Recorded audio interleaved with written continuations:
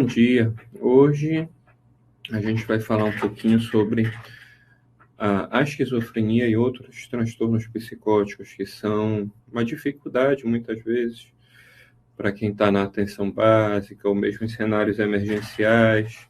Então, essa conferência ela é focada em médicos generalistas, tá? Para médicos generalistas. Eu me chamo André Luiz, sou docente da UEPA. Estamos no internato em psiquiatria, em saúde mental e no 5º semestre na Policlínica. Então, a gente vai trabalhar um pouquinho sobre o conceito de esquizofrenia e outros transtornos psicóticos hoje. Bem, falando um pouco da esquizofrenia, ela está dentro dos transtornos psicóticos. Porém, algo semelhante ao que acontece com o transtorno do espectro autista, a esquizofrenia ela também é considerada por muitos autores como um espectro, onde você tem muitas possibilidades de apresentação, desde transtornos de personalidade, como os esquizóides e esquizotípicos, até o transtorno delirante persistente, que a gente vai falar mais adiante, o transtorno esquizoafetivo e outros. Vamos inicialmente falar da esquizofrenia. Então, ela é definida por anormalidades, disfunções, alterações em um ou mais desses 5 domínios, delírios, aí a gente tem que se apropriar dos conceitos deles, né? Então, delírios são alterações de pensamento, em que geralmente, por conta de uma quebra de contato com a realidade, o indivíduo começa a perceber coisas que não são reais, dentro do pensamento.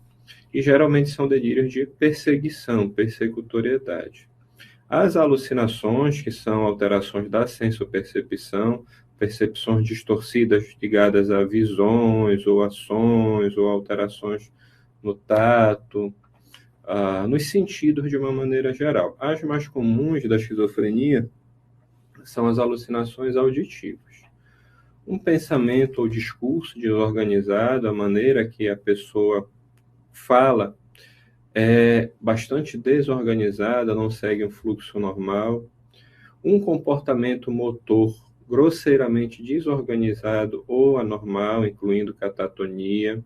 Então, aquela pessoa que tem um comportamento que chama muito a atenção pela desorganização, às vezes é um comportamento, inclusive, bizarro.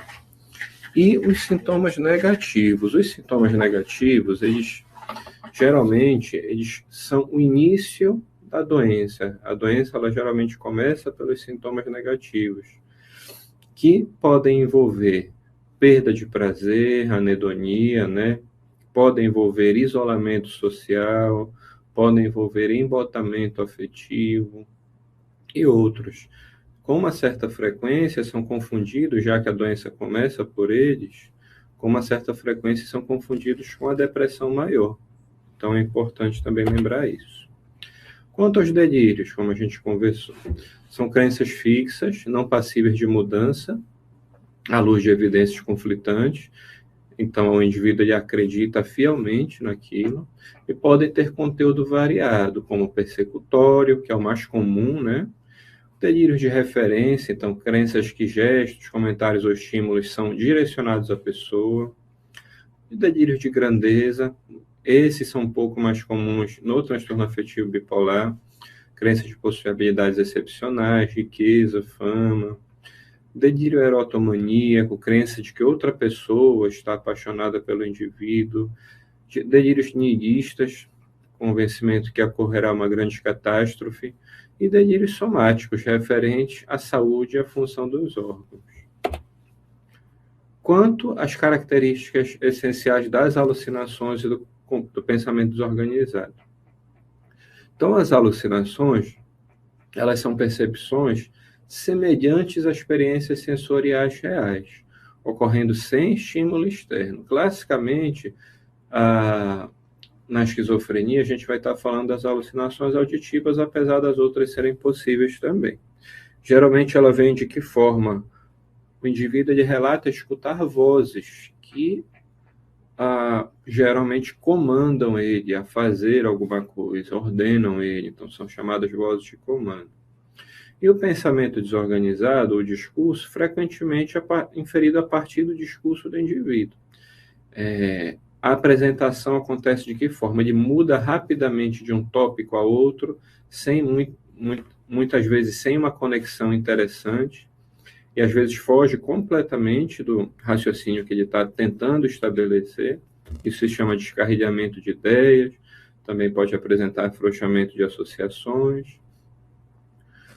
Ele pode responder a pergunta de maneira completamente oblíqua ou sem relação à resposta com a pergunta, também chamado uma possibilidade de ser chamado de tangencialidade. E muitas vezes, em casos mais graves, o discurso pode ser completamente incompreensível, não por conta do tom de voz ou do volume, sim pela incoerência. Então, o indivíduo ele fala de uma certa maneira que é uma salada de palavras. É difícil conseguir organizar de alguma maneira o que ele está querendo dizer, porque as palavras muitas vezes nem têm relação uma com a outra. Quanto ao comportamento motor e sintomas negativos, o que seria esse comportamento motor desorganizado ou anormal? Comportamento que pode ser desde o comportamento tolo e pueril, infantilizado, até episódios de agitação psicomotora completamente imprevisíveis, que afetam com muita frequência a realização de atividades cotidianas. E os sintomas negativos é o que eu falei anteriormente. Geralmente a esquizofrenia é marcada iniciando pelos sintomas negativos, que envolvem, né, uma expressão emocional diminuída, a gente chama tecnicamente isso de embotamento afetivo, reduções na expressão das emoções pelo rosto, contato visual, entonação da fala e movimentos corporais, o indivíduo ele fica mais lentificado, a mímica facial dele fica reduzida, o próprio humor começa a se mostrar indiferente, nem feliz, nem triste, mas de uma certa maneira indiferente aos estímulos que poderiam estar modulando esse afeto e esse humor. A avonia, então, perda da motivação e da vontade de fazer as coisas, ele reduz as atividades motivadas, auto-iniciadas e que tenham uma finalidade. E outros sintomas negativos, a alogia, quando o indivíduo começa a diminuir a produção de discurso, começa a falar menos. A anedonia, capacidade reduzida de experimentar prazer, e a falta de sociabilidade, que se repercute como um isolamento social. O indivíduo ele vai se isolando cada vez mais.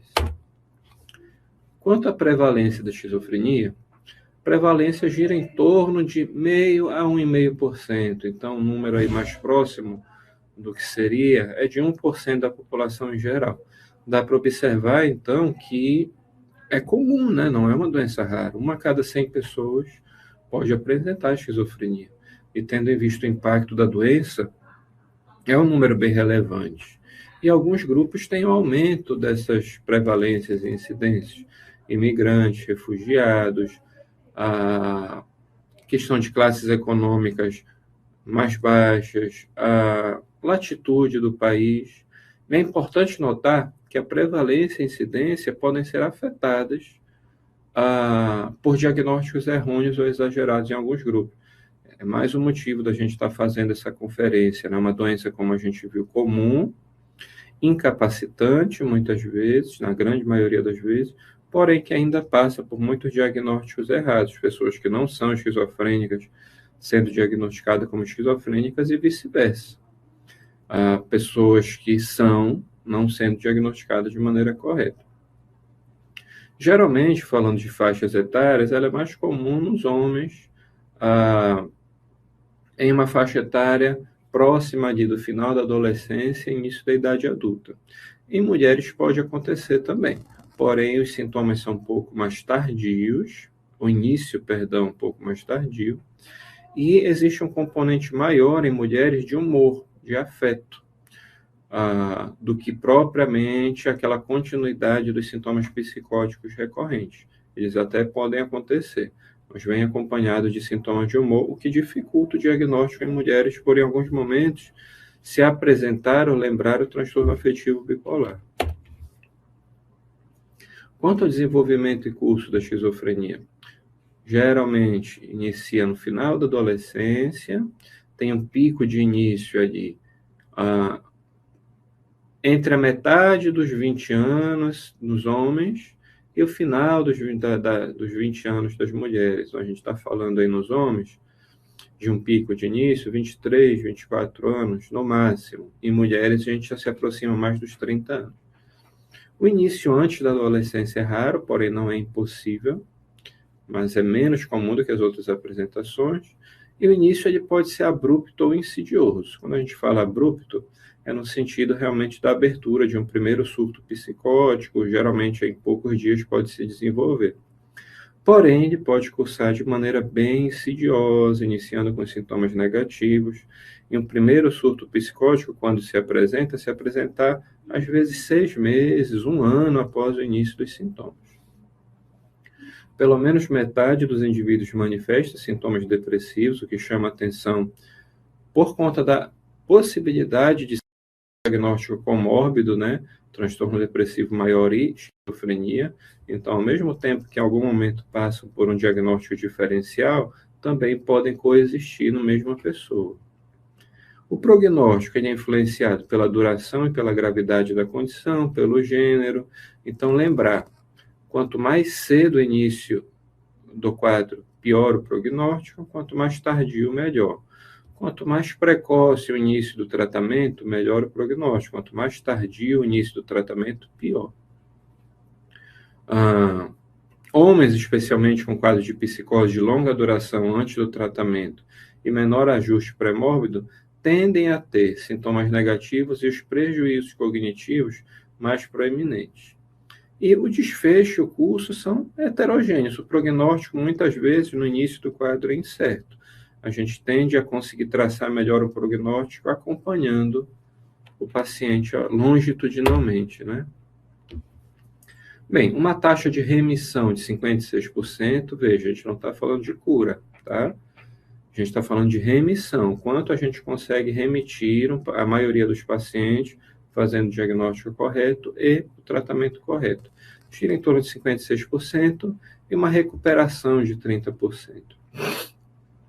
A cognição ela tende a piorar antes dos quadros psicóticos e ser relativamente estável ao longo prazo, mas ela pode continuar declinando ao longo do tempo, porém de uma maneira um pouco mais estável.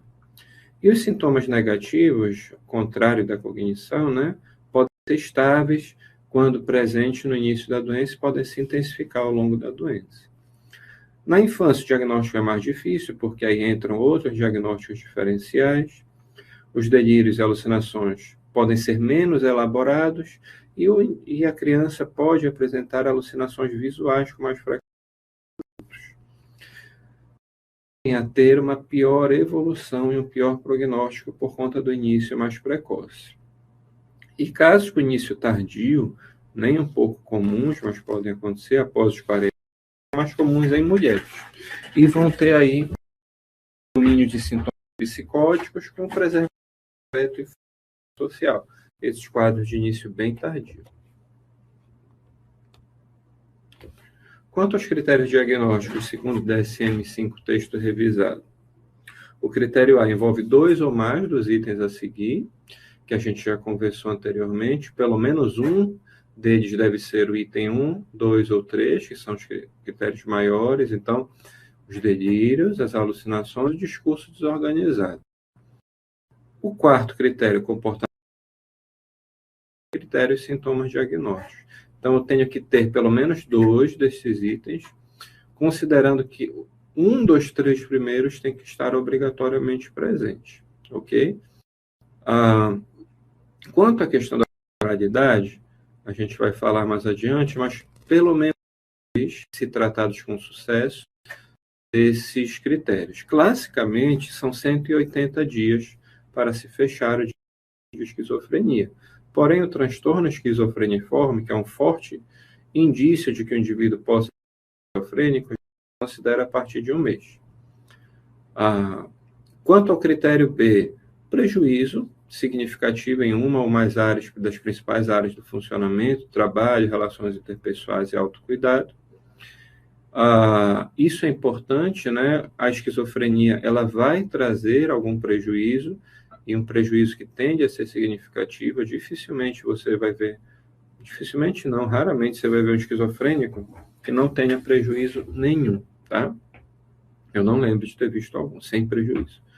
Critério C, a perturbação persiste por pelo menos 6 meses, incluindo pelo menos um mês, como a gente falou anteriormente, dos sintomas do critério A, ou menos caso o diagnóstico e início do tratamento tenham sido precoces, e pode incluir períodos prodrômicos ou residuais. Prodrômicos, o início dos sintomas, que geralmente vem pelo lado dos sintomas negativos, e residuais, quando após a resolução do quadro agudo, você permanece com alguns sintomas, geralmente de esfera cognitiva. Critério D. Os outros transtornos que a gente vai especificar mais adiante, como transtorno esquizoafetivo e depressivo ou bipolar, com características psicóticas, são descartados, e a gente vai ter que lembrar dois critérios diagnósticos desses transtornos. E aí a gente tem que descartar, obviamente, esses transtornos. E o critério é quando você não tem, não consegue atribuir, né? Não é melhor atribuível, perdão, a apresentação clínica do paciente aos efeitos de uma substância, como alguma droga lícita, ilícita, algum medicamento, ou alguma outra condição médica, por exemplo, uma encefalopatia, um tumor cerebral.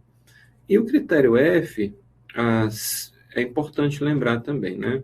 Se há história do transtorno do espectro autista ou de algum transtorno de comunicação iniciado na infância, o diagnóstico adicional de esquizofrenia é feito somente em que condições? Se os delírios ou alucinações proeminentes, além dos demais sintomas exigidos da esquizofrenia, estão presentes por pelo menos um mês. Então, esse cenário também é muito importante lembrar. Quanto aos principais fatores de risco e prognóstico da esquizofrenia? Ambientes urbanos, megalópolis, cidades grandes que tendem a ter um nível de estresse muito grande, acesso a determinadas substâncias também. Ser refugiado ou pertencer a alguns grupos de imigrantes ou grupos socialmente oprimidos que enfrentam discriminação. Privação e adversidades sociais, principalmente na esfera socioeconômica. Experiências adversas graves na infância, traumas, negligências. E determinadas maiores taxas em alguns grupos étnicos, né? Relacionados à discriminação, menor apoio social, maior estigmatização, isolamento social, menor acesso a explicações normalizadoras de experiências anormais. Então, são fatores de risco muito clássicos aí para a abertura de um quadro de esquizofrenia. Ficou um pouco desconfigurado. Fatores de risco e prognóstico da esquizofrenia. Bem, fatores genéticos e fisiológicos, isso obviamente em todos os transtornos mentais está presente. Existe uma forte contribuição genética na esquizofrenia. Muitas vezes você não tem a manifestação da doença em pessoas, pais, avós, por exemplo, parentes de primeiro grau. Porém, o gene ou conjunto de genes ali que pode reverberar dentro de um fenótipo de doença, ele está presente, ele tem uma herdabilidade alta, né? Complicações na gestação e no nascimento, hipóxia, idade avançada dos pais, outras adversidades pré-natais e perinatais, estresse, infecções, desnutrição, diabetes materno. E questões diagnósticas relativas ao sexo e ao gênero. Idade de início mais tardio em mulheres, como a gente já conversou, e sintomas mais carregados de afeto e maior propensão para piora em mulheres. Ok? Ainda dentro dos fatores de risco prognóstico da esquizofrenia, uma forte associação com pensamentos ou comportamentos suicidas por vários motivos, né? Pontualmente pelas vozes de comando que podem comandar o indivíduo a praticar algo contra si, às vezes pelo próprio grau de sofrimento, aquele indivíduo que tem um pouco mais de insight, de crítica, e tem um grau de sofrimento importante, ele pode ter esse tipo de pensamento também. Cerca de 5% dos indivíduos com esquizofrenia morrem por suicídio. O número de tentativas chega a 20% nessas pessoas. E um número ainda maior de indivíduos com essa condição tem ideação suicida. O comportamento, como eu falei, ele pode ocorrer em resposta às vozes de comando, às alucinações auditivas, e outros fatores de risco incluem sintomas depressivos, falta de esperança, desemprego. Esse período logo próximo, né, da alta hospitalar ou de um episódio psicótico em que o indivíduo muitas vezes não está ainda próximo do seu funcionamento normal, a quantidade, né, de internações psiquiátricas, proximidade do início da doença e idade avançada do início da doença também. E abuso de álcool, tabaco e drogas físicas, história familiar de depressão e história familiar de comportamento suicida. Tudo isso vai ter um impacto importante na ideação, em planejamento e mesmo em tentativa de suicídio nessa população. O que o clínico precisa saber sobre o tratamento? Então, eu coloquei aqui algumas imagens para tentar ilustrar. Lembrar, né, que o nosso tratamento para a esquizofrenia, ele gira em torno de não unicamente desta classe, mas principalmente dessa classe que tem muitos medicamentos envolvidos, que são os antipsicóticos, já que é um transtorno psicótico, e se a gente for lembrar da fisiopatologia, envolve em especial o neurotransmissor dopamina, a gente vai estar utilizando no tratamento desse transtorno drogas que tenham alguma influência na dopamina. Geralmente, drogas que tenham efeito antagônico com a dopamina, e isso tende a melhorar alguns sintomas. Porém, a gente vai conversar mais a fundo agora. Bem, então os mecanismos terapêuticos dos fármacos para psicose. A gente tenta fazer principalmente, né, um antagonismo de receptores dopaminérgicos D2, que estão fortemente envolvidos com os sintomas positivos, né, do transtorno. Porém, antagonistas 5-HT2A também são muito importantes da gente considerar nos tratamentos. Os antagonistas dopaminérgicos clássicos, D2, são a haloperidol e a clorpromazina. Bloqueiam os receptores de dopamina D2, isso é uma ação essencial para a redução de sintomas como alucinações e delírios. Lembrando, né, quando eu faço esse bloqueio, eu vou ter uma melhora dos sintomas positivos, porém esse bloqueio ele também é nocivo em algumas outras áreas do cérebro. Por isso que a gente também lembra da possibilidade de efeitos colaterais com essas drogas. Parkinsonismo secundário, hiperprolactinemia e tantos outros efeitos que eles podem apresentar. Já os antagonistas D2, com ação também em 5-HT2A, eles já ganham algum efeito importante também em humor, né? Então, a risperidona e a olanzapina são antagonistas tanto para receptores dopaminérgicos D2, como receptores serotoninérgicos 5-HT2A. Então, aí já há um equilíbrio melhor na ação, em sintomas positivos e negativos. Por mais que eles tenham alguma ação em sintoma negativo, é uma ação discreta. Não adianta a gente esperar que o uso dessas drogas vá reverter de maneira importante todos os sintomas negativos, mas já demonstra algum efeito, mesmo que discreto, em sintomas negativos, incluindo apatia e anedonia. Os agonistas parciais de D2 são drogas realmente mais modernas e eles vêm com essa finalidade de diminuir a possibilidade dos efeitos adversos por conta do agonismo parcial, uma ação menos intensa nesses receptores. Então, são amplamente utilizados, por exemplo, aripiprazol, devido ao seu perfil de efeitos colaterais mais leves. Brexpiprazol também. São chamados antipsicóticos de terceira geração. Tem um agonismo parcial em receptores D2, o que diminui a atividade dopaminérgica em excesso, enquanto tem uma ativação parcial desses receptores quando a dopamina está baixa. Isso leva a uma abordagem bem mais equilibrada do que os antipsicóticos de primeira e segunda geração. E os antagonistas 5-HT2A, que são drogas que, em doses baixas, elas oferecem geralmente um antagonismo mais serotoninérgico. Porém, em doses mais elevadas, elas começam a ter algum efeito dopaminérgico também.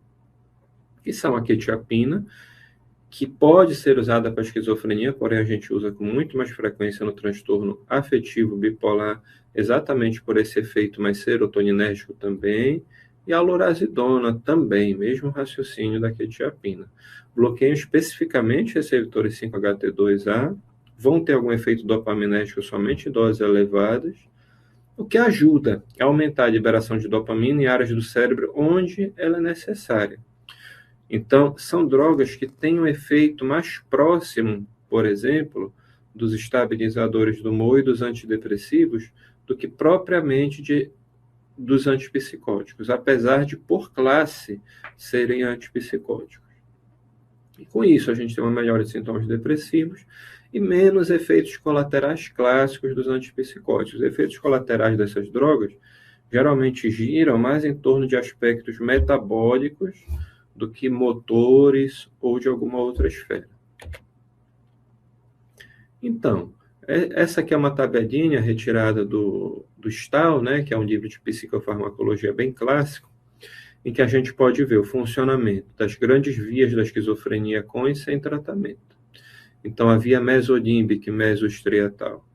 Sem tratamento, você tem uma atividade alta, o que reverbera de que maneira? Os sintomas negativos, por exemplo, as vozes, né? E na via mesolímbica, mesoestriatal, já com o antagonismo, o agonismo parcial de receptores dopaminérgicos, você já vai ter um efeito terapêutico interessante. Então, esta via tende a normalizar os níveis de dopamina. Com isso, você reduz sintomas negativos. Porém, como efeito colateral, você pode ter sintomas negativos secundários, já que são drogas que não vão ter um efeito em sintomas negativos importantes, como a gente acabou de conversar. Na via mesocortical sem tratamento, geralmente a atividade dopaminérgica é baixa, o que leva aos sintomas negativos. Quando eu introduzo alguma droga com os efeitos dopaminérgicos, eu tento a reduzir manter reduzido, melhor dizendo, a funcionalidade dessa área, o que pode levar tanto à piora dos sintomas negativos, o agravamento, como à apresentação também de sintomas cognitivos, já que também tem uma relação com a acetilcolina nessas áreas. Por isso que é importante a gente ter um cuidado. Os antagonistas clássicos de receptores dopaminérgicos, eles vão ter uma ação muito boa em sintomas positivos. Na via tuberoinfundibular, sem tratamento, eu vou ter uma normalidade no funcionamento dos receptores dopaminérgicos. Só que a gente precisa lembrar que esses receptores dopaminérgicos, lá da fisiologia do sistema nervoso central, a dopamina, melhor dizendo, ela tem alguma influência no controle de prolactina, a níveis hipofisários. Então, quando eu faço alguma medicação que eu possa ter algum bloqueio dopaminérgico, eu posso descompensar dessa maneira a produção de prolactina, fazendo com que ela tenha um aumento importante. Então, na via tuberoinfundibular, quando eu faço antagonismo de D2 puro, eu posso elevar os níveis de prolactina. Com isso, eu vou ter uma hiperprolactinemia, que pode cursar classicamente com a chamada galactorreia. E é importante também a gente estar constantemente fazendo exames nesse indivíduo, para não deixar isso acontecer. E na via nigroestriatal, sem tratamento, o funcionamento dela é normal. A gente vai lembrar que a via nigroestriatal tem uma relação muito forte com a nossa motricidade. Quando eu faço um medicamento que tem alguma ação antagonista em receptores dopaminérgicos, eu acabo podendo levar a uma baixa da funcionalidade dessa área. E com essa baixa da funcionalidade, eu posso desencadear sintomas motores, como a catesia, que é uma inquietação muito intensa, o parkinsonismo induzido por fármacos, que pode se repercutir com tremores, com alteração de marcha, com rigidez muscular, e a distonia, que são comportamentos, abalos musculares importantes, geralmente na região da boca, do pescoço do paciente.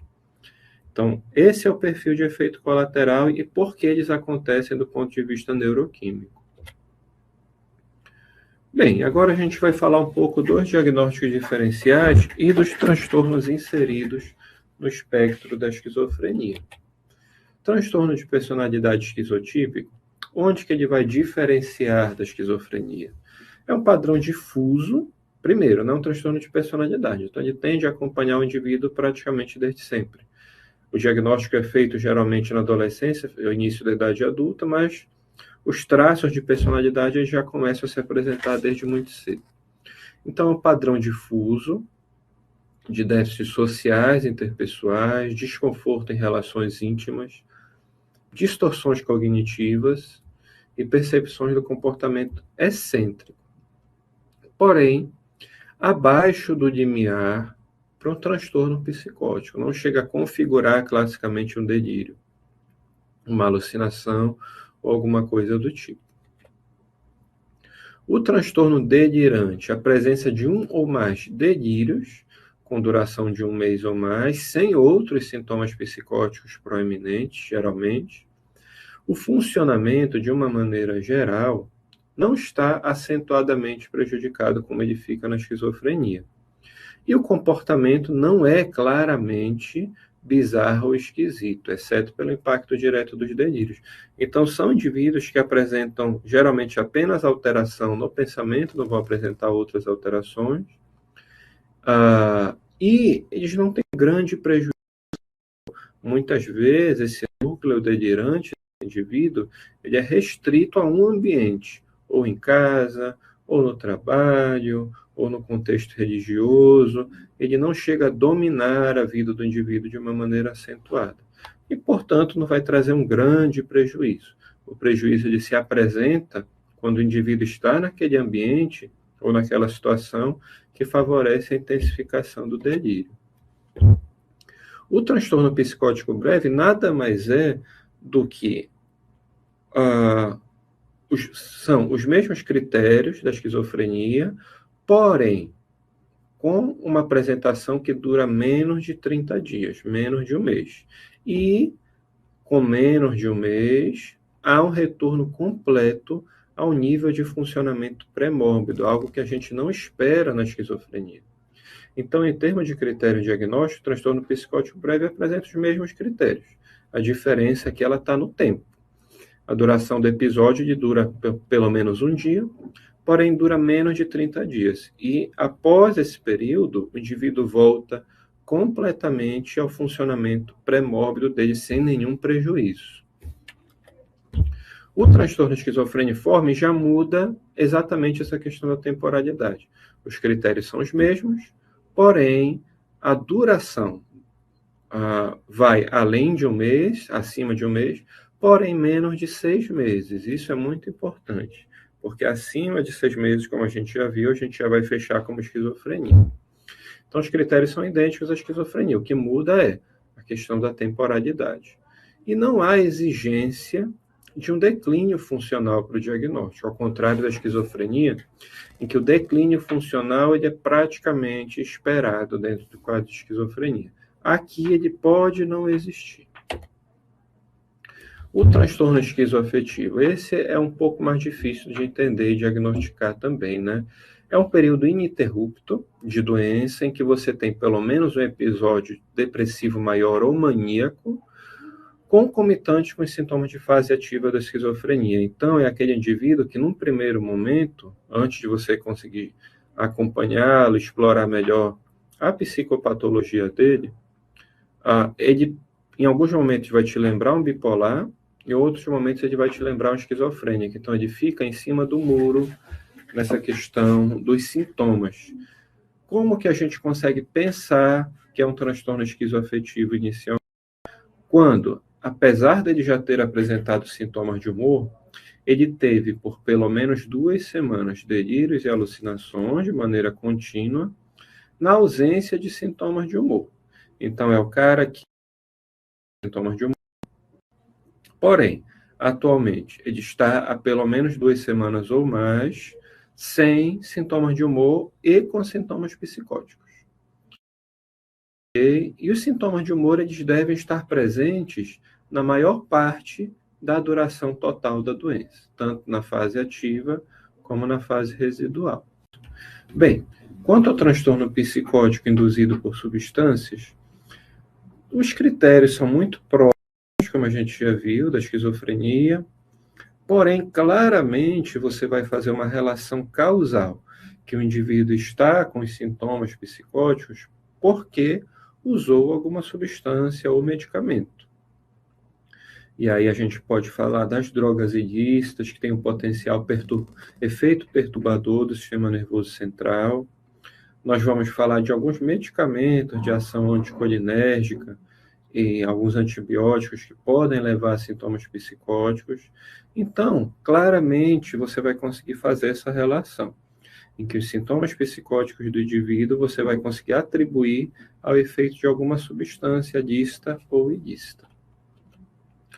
E devido a outra condição médica, o mesmo raciocínio, é quando o indivíduo tem um conjunto de sintomas, geralmente delírios, alucinações, porém há evidências muito claras em que aquela sintomatologia é consequência da fisiopatologia direta de alguma outra condição médica, por exemplo, pegando o exemplo clássico aqui, apesar de ser bem fora da faixa etária, né, da esquizofrenia, mas uma demência frontotemporal, em que o indivíduo pode ter delírios, pode ter alucinações, pode ter alteração do comportamento, uma demência de predomínio frontal.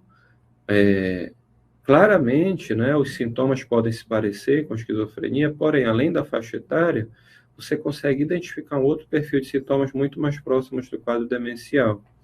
Por exemplo, né, e temos várias condições também de esfera neurológica que podem cursar em algum momento com sintomas psicóticos, porém você vai conseguir fazer uma relação causal que aqueles sintomas, através de teu diagnóstico clínico, laboratorial e de exames de imagem, por exemplo, vai ter uma relação com a doença. Por exemplo, aqui eu dei alguns exemplos, de neoplasias, doença cerebrovascular, epilepsia, síndromes demenciais e distúrbios autoimunes que possam ter alguma relação com o sistema nervoso central. Alguma encefalite, por exemplo, autoimune ou coisas do tipo. A catatonia, que é um conceito um pouco mais aberto, né? Pelo menos 3 ou mais de 12 características psicomotoras. Perturbação psicomotora acentuada, que pode ser diminuída ou excessiva. Diminuída da maneira de estupor, catalepsia, flexibilidade séria, mutismo, negativismo, postura atípica. Ou excessiva e peculiar, maneirismos, estereotipias, agitação não influenciada por estímulos externos, caretas, ecolalia e ecopraxia. São conceitos que a gente pode avaliar dentro de uma catatonia, onde a pessoa precisa apresentar pelo menos 3 ou mais dessas 12 características para a gente fechar como catatonia. Um outro diagnóstico diferencial. Considerações-chave no diagnóstico diferencial. Dentro dos transtornos de humor, diferenciar a relação temporal entre a perturbação de humor e psicose e a proeminência de sintomas de humor. Nos induzidos por substâncias e medicamentos, considerar a cronologia do uso da substância ou medicamento e a persistência dos sintomas após a sua retirada, né? O que vai me fazer pensar no quadro de esquizofrenia mesmo, né? Você retira a substância, o indivíduo continua tendo sintomas. Condições médicas, sempre avaliar se os sintomas são uma consequência fisiológica direta de alguma outra condição, como tumores, epilepsia, lúpus, né? A chamada psicose lúpica pode confundir também.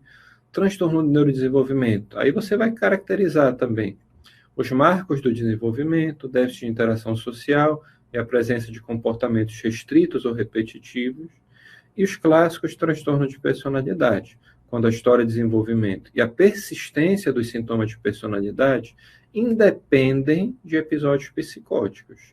Então, uma coisa é você estar dentro de um episódio psicótico, outra coisa é você ter um comportamento basal que pode me fazer pensar em um transtorno de personalidade. Obrigado.